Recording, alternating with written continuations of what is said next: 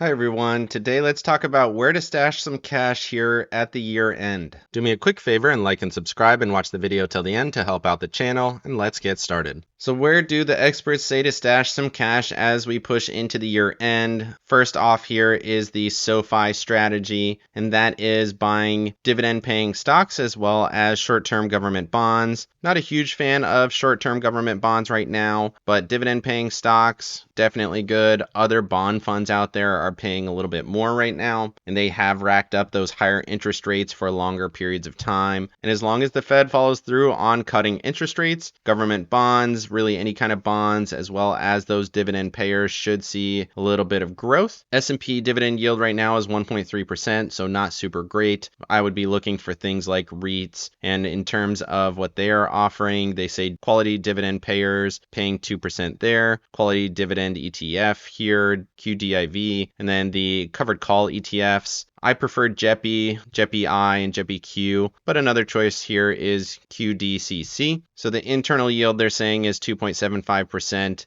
And then the annualized yield is 10% with those covered calls. Next up, they have gold. We've been talking about gold. We'll cover gold in this video. Gold has been a great asset most recently, especially with yields coming down and the expectation that they will come down more. You can play gold directly in GLD, but GDX is probably the better play in the gold miners. You also get a little bit of dividends out of that. So gold directly. Another alternative for that is IAUM. And then chip makers, the AI play is not done, but there are some other ones out there. They say the autofocus cycle is still out there. Those cyclical rebounds are coming. You got robotics, manufacturing, and automation. So not just AI.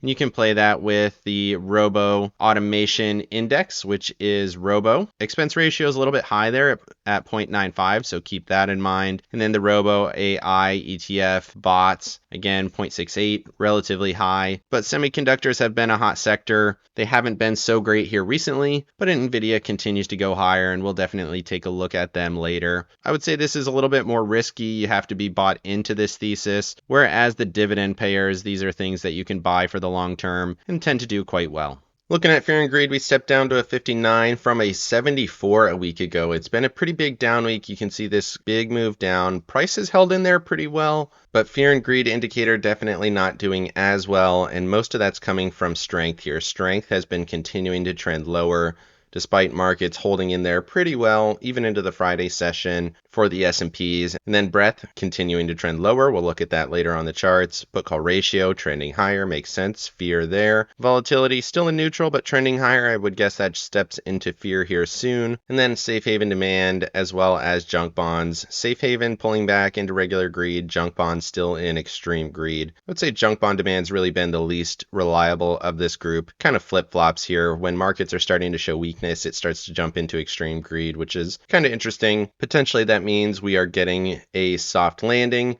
and people are not that concerned about an actual break into recession or depressionary environment, and that this is just a short-term shallow pullback, but you never really know. It could be something deeper like this from July into that August time period where we retest the 125. Maybe we see that again here soon. Moving over to the AAII survey, this continues to do pretty much what we thought it was going to, stepping down to 37.7, continuing to see the bulls contract here. Neutral expanding, bears contracting, this kind of downtrending step just tells me that markets are starting to see that bigger swing. We had a peak week back here on the 9th. Bears very, very low, and now they're expanding here, and I do think this is going to continue until we see the bulls get contracted into that 20 to 25 range, and then once that starts to happen, that's kind of your inverse indicator. Markets are a little bit oversold potentially, and something to watch for, but for now, we're trending towards the bearish side, in my opinion. Moving over to seasonality, we were supposed to see the bottom of the month on the 25th, but didn't really work out that way. And we did see a slight jump into the Friday session, so a little bit of bullishness coming there.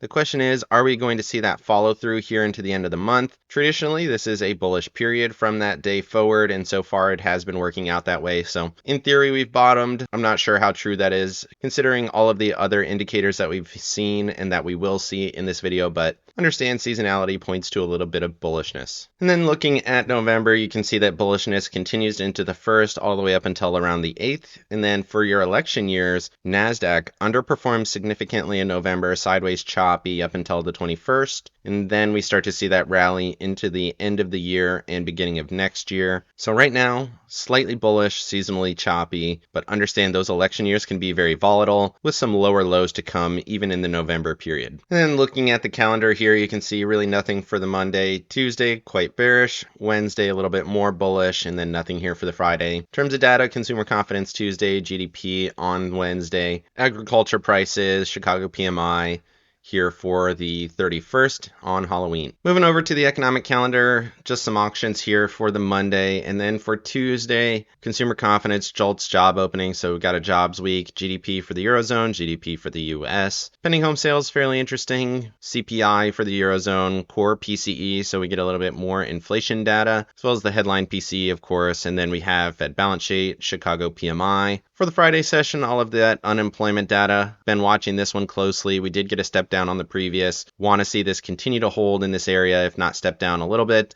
And then we do get a little bit more economic data here at 10 o'clock. Most of this continues to contract below that 50 level, and PCE will definitely be interesting as well. Want to see that inflation continue to do what it's been doing and give the Fed the opening for another cut this year, which I still think is going to happen. Taking a quick look at earnings, we do get Waste Management, Ford Motor, On Semiconductor. Not a whole lot here for the Monday, but then we get into the heavy hitters here. Tuesday, we get Google, Visa, AMD, McDonald's with their most recent E. coli outbreak, American Tower, that's a company I own, PayPal, Chipotle Mexican Grill, Supermicro, that's always a volatile one. Then for the Wednesday, we get Microsoft, Meta, Eli Lilly, AbbVie, Caterpillar, Booking.com, DoorDash, interesting one, keeps a pulse on the economy, kind of that discretionary style spend. eBay, also an interesting one for economic impacts. Clorox for your staples, as well as Federal Realty Income, definitely a company I own and like quite a bit for that monthly income. And then Apple, Microsoft, MasterCard, Merck & Co., Uber.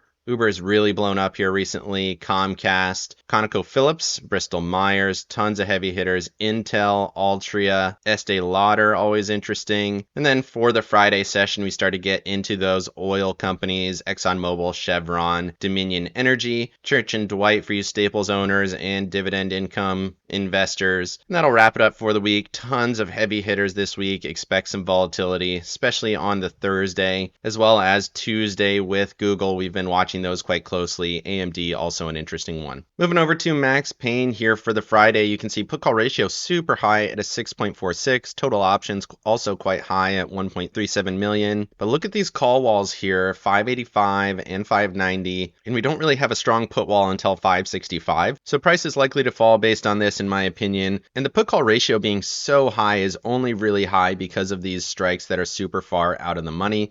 And you can see those here, 445, 200,000, 495, 100,000. Obviously much higher levels than the strikes right around price. But I think this is artificially keeping that put call ratio up a little bit. And realistically, around the money, this looks a little bit bearish in my opinion. And then looking at the expirations, interestingly here, the Friday is right in line with the one we just talked about, but the Thursday is actually quite a bit lower, 1.5% lower for the Thursday. So maybe we see a spike down midweek and then a slight recovery into the end of the week and early next week. But that Thursday strike, definitely interesting there at 570. Moving over to the SPY charts here on the weekly view, you can see we ended up down about 1%, 0.96, momentum stepping to bearish, RSI stepping towards bearish, still above the SMA, but really hanging in there. You can see obviously very much an uptrend. Still, we did test that next lowest level, which is kind of what we thought was going to happen after the test here the previous week. Ended up holding support. We'll see if it ends up holding and continues back up to the trend here. That would give you a target right around the 5,900 area, 5,910, somewhere in there. But if this structure breaks down, that would give you a target of this next trend line around here. Probably would take 2 weeks for the move, but that would give you a target of 5682, so fairly substantial. And then you got the 9-week moving average in there at 5706. Either way, if we got the breakdown to the 9 EMA, that would be about 1.5%, almost 1.75%. And then if we did get the push to the trend in 2 weeks, that would be about 2.25% lower. So see if it ends up playing out that way. Got a step down. Last time we hit the trend and got a step down, we did have a pretty substantial pullback from there. So Waiting to see if this is something like this here, touch, rejection, follow through, and the setup does seem very, very similar. And then looking at that daily chart, still the rising wedge we've been watching for a long time. We got the fake out, breakout, rejection, breakdown, retest, rejection. Everything here says this should continue lower. 21 EMA is support at 576.85. Once that level breaks, which I do believe it will, 55 EMA is your next support down in that 563.50 area. Probably take a little while to get there. Maybe it's up in the 568, 569 area right in here. My level of 569.90. Maybe it hovers around that 565 area somewhere in here, but that would be the range I'd be looking for, which again gives you that potential for a left shoulder, head, right shoulder. And then once that right shoulder breaks down, there's going to be a lot of room to the downside in my opinion. So waiting to see if it follows through in that manner. Even if it does, in the short term, that gives you about 2 1/3% down to the neckline. Moving over to the Tasty charts here, you can see we did pull back, almost hitting that 8 EMA. 572.07 is that 8-week moving average. Momentum did step to bullish a little bit here on the volume weighted MACD. Second ATR band is currently a resistance, and that was trading at 584.90, rejected from there after gapping down to it, falling a little bit more. Obviously, structurally still a bull trend. ATR trailing stops still flat from the previous week at 540.24. That's relatively elevated from where we think we're going to end up, at least for this head pattern in an overall head and shoulders, which is what we're looking for right now. But you can see on this previous pullbacks, hit that ATR trailing stop. It's not impossible to get there and then bounce up a little bit. And then in the more similar setup to me, with that initial test of the 8, fall to the 8, and then the continuation through to the midline, that would give you a target of around 555.65. Remember, it does trend up a little bit during those weeks. You can see here 489, and then by the time we got to it, it was in the 493 area, so about 1.5% higher as it takes those 3 weeks to get there if we do see that same setup. And then looking at the daily chart here, obviously the same kind of setup we saw before. Choppy action, breakdown, retest, breakdown. 21 EMA is your support. That is trading at 576.65. And then once that starts to trend a little bit lower here, your next target would be that ATR trailing stop. That would be 569.04. Momentum still bearish here. ATR trailing stop still flat. Expecting this to pull back to that level. Even on the shallow pullbacks on this uptrend, you can see we did generally get to that ATR trailing stop, which is pretty much in line with the level we talked about, 569, just a little bit above it. I think we were looking in the 565 area. You can see that kind of neckline here, 566, 565, somewhere in there. So would expect to at least take out that ATR trailing stop, enter bearish conditions, get a slight bounce, and then a continuation lower. Moving over to the NASDAQ here on the weekly chart, you can see we are still finding rejection at that trend line. It was up 0.41 on the week. The triple Q did a little bit better, but the actual NASDAQ index was up 0.41 right at the trend line. Momentum still slightly positive. RSI kind of neutral here. The SMA is trending lower, but the RSI is running up. Seems like it's getting ready to roll here. We'll see how that ends up playing. Otherwise, 2 sideways candles in a row at a clear resistance area. And then you can see it here on the daily chart, still finding rejection from there, gapped up, nearly touched the trend, rejected from there. This continues to be your overhead resistance. Momentum did step to bullish slightly. RSI looks a little bit more bearish here with the lower low. Going to hit the RSI, reject from there in my opinion. And then looking at the Qs here on the daily, just to give you some levels, 498.44 is your current overhead resistance. That's the high here from October the 14th. Touched that level, rejected from there, still in the middle of this trading range. Again, momentum looks okay, RSI looks okay, but this is a gap up retest. If we get the rejection gap down style candle, that's going to be pretty catastrophic, and then I would expect this to start to roll. Again, left shoulder, head, right shoulder. Neckline is here at that 477.69 level, maybe slightly above it if you don't want to include the wicks. That'd be around 479.40. Either way, if it holds the level here at the trend line, 492.75, then we can get this continue to swing up. But if it continues to reject from this zone, as it has multiple times, then we should look for a little bit lower lows. Then moving over to the Tasty charts here for the NASDAQ, you can see that candle here, still holding the 8 EMA, still cannot get above that first ATR band, which is currently sitting at 496.22, touched that level and then rejected from there. And then ATR trailing stop has not moved here since the 1st of July candle, so continuing to be flat, continuing to grind up, starting to roll in my opinion. And then looking at that daily chart, again, throwing a wick to the previous high, throwing a wick almost to that second ATR band. Again, could not close above the first ATR band, holding above the 8 EMA, which is 492.94. If that breaks, this is probably going to roll a little bit more aggressively. You can see we had the break here on the Wednesday candle, and then it did continue lower, and then we gapped right to the 8, and then gapped once again, throwing some wicks. And then ATR trailing stops, still bullish conditions here, but it has not moved since the 14th of October, still flat. And the bands are leveling out, starting to see that very slow kind of rolling price action. Moving over to the Russell here, the Russell was down 3% on the week, definitely the underperformer, big step down, momentum stepping down, everything looks terrible. First level broke, 221, next one is 218.13, we're just above that, we did touch it there. And then you do have the trend line also held as support this week. On a closing basis, you did get a little bit of a touch there. Momentum seems to be fading here. In terms of price action, I would guess we're going to get at least a second week down, then we'll see what happens. 21 EMA would be the target at 213.25. Similar to here, rallied up, pulled back, 21 EMA, rallied up. And that's what I think is going to happen here. Based on the higher high up to that 226.02 level, you should expect a higher low. But anything could happen. RSI is breaking down, doesn't look super great. Then you can see the price action, big rollover, slight up candle, gapped up and fell. Everything screams that this should break down a little bit. Daily chart still holding some support, and then you have the 216.96 level, which is the 55 EMA. Momentum bearish, RSI bearish. I'd be patient here. Probably going to roll a little bit lower. Thought we might get a little bit of follow through on the Friday candle. Ended up giving it all back and finishing quite negative. Moving over to the Tasty charts, again, still could not get to that second ATR band. The mid-July rally did get us up there. Since then, we've been grinding towards it, still cannot get there as it continues to trend higher. ATR bands are still trending higher. We did see a step up on the ATR trailing stops over the last 2 weeks. So it's not impossible that it does hold here, but the 21 EMA looks like a better zone of support. And on the Tasty charts, that puts you at 214.44, so a slightly different level, a little bit higher here on the Tasty charts. Again, still looks pretty good. I would be patient. However, for that second bearish week, seems like every time you get a bear week, you do have a little bit more follow through on it. Big bear week, gap down and then rallied. Bear week, follow through candle. Bear week, slight follow through. I would expect at least one more here. And then looking at the daily chart, you can see ATR trailing stop 215.60. I would expect at least a touch of that level. If it does go to that 21 EMA on the weekly, that would put us back into bearish conditions similar to what we saw here. Pulled back, bearish conditions, rallied through.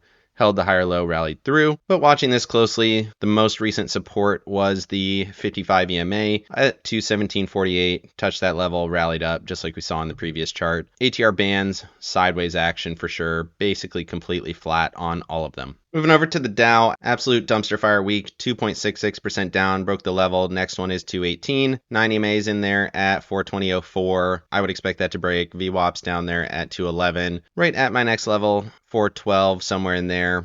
See how this plays out. Big step down on momentum, RSI breaking down. I would expect much, much more to go. We have seen some steps like this where you had bullish momentum, big step down, big bear candle, breakdown of RSI, and it ended up holding and then continuing higher after touching VWAP. So if we did pull back, touch a VWAP, then we could see the rally through, but it is very extended. This was an all-time high last week, coming off of the trend, and I just would expect it to go a little bit lower here. Moving over to the equal weighted S&Ps, big down week here as well, 2% lower, broke the trend. 9 EMA sitting at 177.35, 177.25 is the level. I would expect this to go as well. Same setup as the Dow, step down into towards bearish momentum, RSI breaking down. Again, we've seen it do this. It's basically the same chart as the Dow, but again, coming off an all-time high, gap down, fell, big bear candle, closed on the low, and I would expect a little bit more downside. And then looking at it on the daily chart there, you can see the gap up, 9 EMA retest, broke the trend, broke the level, looking for that 177.42 area, and then 55 EMAs below it at 175.61. Moving over to the Mag 7 on the weekly chart, step towards bullish momentum, RSI stepping up, broke the level here, 283.46. Pushing towards the 290.65 level, which is your all-time high back from the 8 July week. If that breaks, your trend is all the way up at 304.68 or so, somewhere in there. Mag 7 still looks very good. We thought we might break down from this consolidation, and then we got the big up move on Tesla, so we'll see if this can continue to carry the NASDAQ. The NASDAQ held up better than everything else, mainly due to the Mag 7, which still looks pretty good in my opinion. Clean breakout here this week. I would expect some follow through on that. Moving over to the ratios here with the SPY Russell and NASDAQ SPY. Obviously, the Russell did not do well. We thought this down candle from the previous week would have a little bit more, get the test of the 55 EMA. Did not end up happening. Opened up flat, ended up rallying. So SPY did much better. Russell, not so great. So we got to push through the area here. Headed towards the 266 level, closed on the top of the candle, momentum bullish, RSI bullish. We also had that step down last week, thought we might see it, but really the RSI ended up holding here. You can see the breakout here, retest here, continuation higher. So Russell probably going to continue to underperform. And then looking at the NASDAQ SPY, interesting here as well, momentum swinging to bullish, RSI swinging to bullish. NASDAQ did outperform, looking for this to push a little bit more, and I do think that it will. Whether that means markets go up or not, it's hard to say. NASDAQ could outperform to the downside while everything is falling, with the Mag 7 holding it up. But either way, it looks like the NASDAQ is going to be the best performer here in the next week. Moving over to the SPY divided by the M2 money supply, you can see down week, touched the level, 27.25. We talked about it when it happened. That is an important level. Momentum stepping to bearish, RSI still neutral there. Clean breakout above the level, clean retest. If it bounces, that would be an interesting hold of support, and then we should see another continuation up, potentially to that 28.50 level. But right now, we do have a bearish candle. I still think we're going to see something more like this, where we get a little bit more follow through off of this, or more like this movement here. Test the level, continue through it the next candle. If that happens, trend support is 27.16, and then if it breaks through here, 25.91 is my next area. So we'll see how it plays out. Currently, support is 27.25. I don't touch this chart every single day, but if it breaks this level, I will cover it. Moving over to Apple and Microsoft. Apple was down 1.53. Microsoft did much better, 2.39 to the upside. Microsoft carrying the team. Good volume. Good breakout of this first trend here. We hadn't closed above that line since we established it really back here 16 September. Momentum swinging to bullish, RSI breaking above the SMA. We're still stuck at this kind of shadow trend, which is really just the same slope as the previous, just at the high of this candle. And we did close right on it. I do think we're going to get through there. Microsoft getting a break here. It was in this wedge pattern. We'll see if it can get above 429.88. If it does, I think this is going to be a nice little play here. But circling back to Apple, support is 230.28. We'll see if that ends up holding. We did get all the way down to the 9 EMA at 227.69. Right now, momentum bearish, RSI just barely bearish. So seems like this is getting set to roll down a little bit. Some follow through on it. If it does, your next level is 224.36. Moving over to Tesla and NVIDIA, you can see Tesla had a massive week, as we talked about many times during the week. Clean breakout here, big move up, broke those next two levels. The next one to the upside would be 280.06.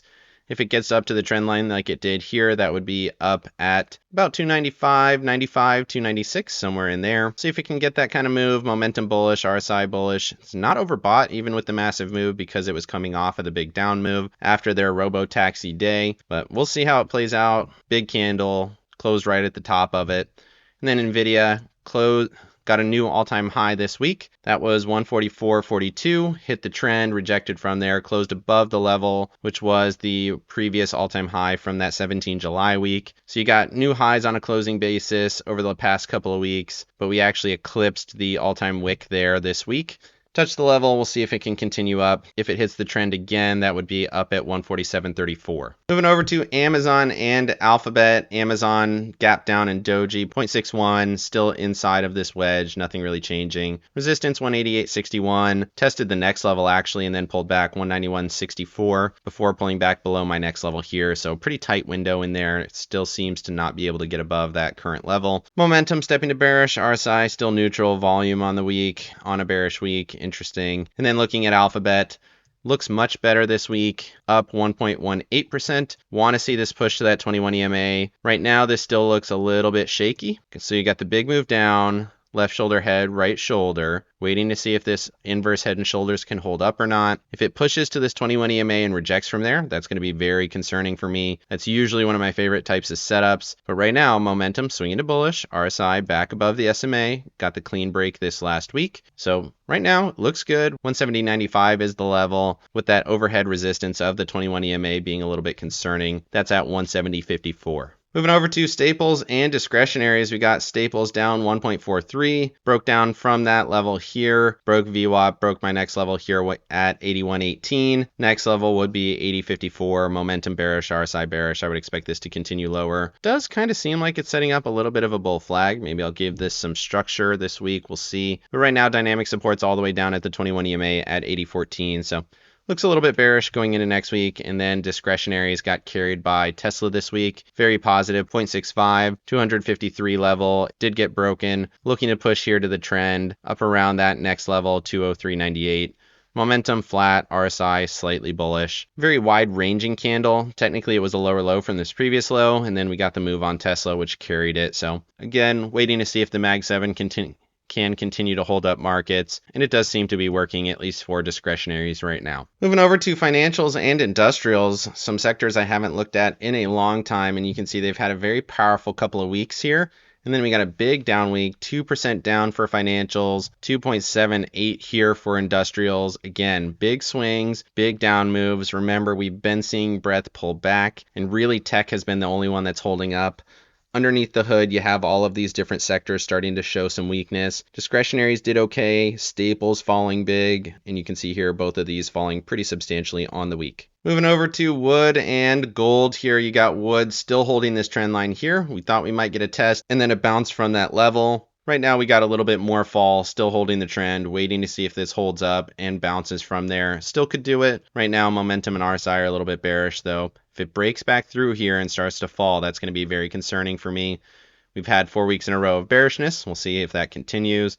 And then gold just continues to be a rocket ship, up 0.82. Clearly broke my level last week, and then this week continuing to go. Trend is all the way up here at 257 for next week. Moving over to 20 and 50-day breadth. Big down weeks on both of these, 43% and 27.4%. Momentum bearish, RSI bearish, clean breakdowns. Next support, 36.60. I think we're going to get there here soon. Last time we bottomed out, it was all the way down at the 28.21 level, so we'll probably see a little bit more fall here. Big breakdowns on both of these. Same here for 50, all the way down to the 200. Next support, 52.81. Hit this trend line here that we were watching, so interesting to see that being relevant. 144 EMA sitting just below it at 53.40. See if it can hold up here or not. Last time it did, and then we caught a little bit of a bounce, but you can see the previous dip low got all the way down to the 42 area, and then we've had some very substantial falls from this trend line before, where we got all the way down to that 26 area. I don't know if that's going to happen, at least within 1 week, probably not. But at this point, it would not shock me to see this get into the 40s. And eventually markets are going to respond to this. We're seeing breadth across the board look very, very weak. Moving over to 200-day breadth, same thesis here. Big breakdown candle, nearly just over 9%. Got to the trend here. We've been watching this trend. Held support back here 2 weeks ago. Up candle follow through, and now we got the gap down and fall this week. Hitting the trend here, my guess is this is going to carry through at least to the 55 EMA at 68.13. Momentum stepping down, RSI bearish. We'll see how this plays. We've been in this range for a long time. Each time we hit that 55, it's held up.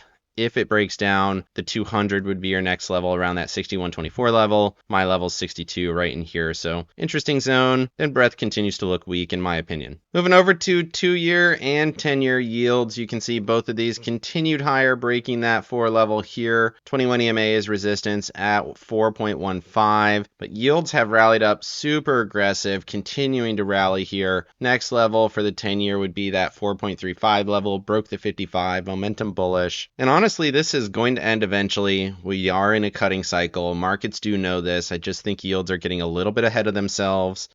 The Fed came out and said in 2 years they expect yields to be 3.5%, if not lower, and we're already sitting here at 4.1%. So this will break down eventually, but for right now, these do look super aggressive, and typically this has a bearish effect on markets. You can see the very peaks were up around that 5% area for the 10-year, and that was the October low that spurred this most recent rally cycle over the last year. And we're already up in the 4.25 area. Last time we were here, markets were much, much lower, so We'll see if this starts to have an impact here soon, but yields still look super aggressive. Moving over to the dollar, another bullish week. That makes 4 solid weeks in a row. 0.83 got right to my level, 104.41. We'll see if that ends up being an interesting level or not, or is it going to rally fully up to this trend here? At this point, it seems like it's going to. That's at 105.3. Certainly possible it rejects from here, but we're back above all the EMAs and SMAs. We've been kind of in this very wide consolidative range for a long time. You can see back here, January of 23, rallied up here, October of 23, again, marking that October low when the dollar was looking super aggressive, pushing markets down. And then once it started to recede, the rallies in equities started to happen. But we've had an aggressive dollar and markets have not gone with it. Momentum bullish, RSI bullish. This point, you would expect it to continue here up to that trend. Moving over to JNK and TLT, you can see both of these had pretty terrible weeks. JNK down 0.75, broke the level, broke VWAP. Everything looks like this is going to pull a little bit further back to that 21 EMA at 95.88, momentum bearish, RSI bearish. And then TLT just continues to fall here, broke through that 92.82 level. At this point, who knows where it's going? My next level is 89.16. I didn't think it would get anywhere near this low with how aggressive this fall has been, but I guess yields are super aggressive right now, just like we talked about. We're back into this consolidation here from the May to July time period. We'll see if we can find some support in there. I still think it will. I still think we will hold up eventually and yields will start to recede and TLT will start to go higher. But for right now, it does look very bearish. We're not oversold quite yet. Volume continues to stay relatively elevated, going higher on this down week. So we'll see how it plays. Right now, still looks bearish. Moving over to the VIX. VIX was up 12% this week. I think it's going to go a little bit higher, at least to the trend here at 21.33, and then it'll probably throw a wick to this previous high. That seems to be where we end up, 22.50, and then we'll see if it can continue there. If markets follow through on this move, I think we could see a larger spike, potentially into that 28 area. But look how high the VIX has been staying. Momentum and RSI both look bullish. We held the higher low once again, and I would expect another push up here in the coming week. Moving over to my accounts, I ended up losing about $400 on the week, I think. Really disappointed with my trading on the Friday session. I was doing pretty well going into it. I was about to make a couple $100 on the week,